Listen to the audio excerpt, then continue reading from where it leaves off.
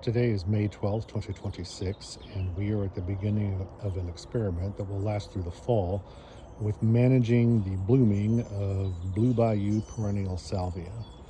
This particular salvia was planted 3 summers ago, so 2 years ago. This will be its third full summer, and it's done very, very well. This year it started blooming in March, and up until about 2 weeks ago it was in full vibrant bloom. It was uh, gorgeous and beautiful. But as happens, the flowers did their thing and petered out, and the stalks were mostly barren.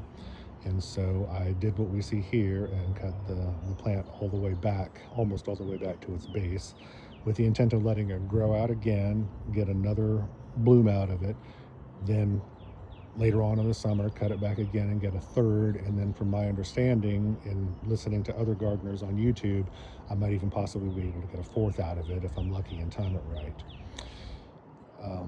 This particular salvia, the first summer, I don't think I did anything to it. I don't think I did anything to try to manage it. I just let it go. um, Last summer, I initially tried a technique of cutting out half the plant at a time. That's another thing I've seen recommended.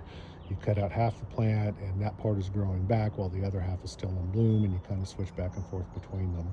Having a single salvia in a pot like this, I did not like the aesthetic of doing that, and so I gave up on it pretty quickly. I could tell that it works, but I did not like the look of having half the plant cut out at a time. So I switched to the technique of just cutting out the individual flower stalks as they no longer produced new flowers. I liked the results of that. I kept it going all summer long, well into fall doing that. I really don't see any reason not to do it. But since I have another salvia, which we'll get to in a second, this year, I figured this was an opportunity to compare the two different techniques. So this one I cut back. I'm going to let it grow out, and we'll just do that technique all summer long and see what we think.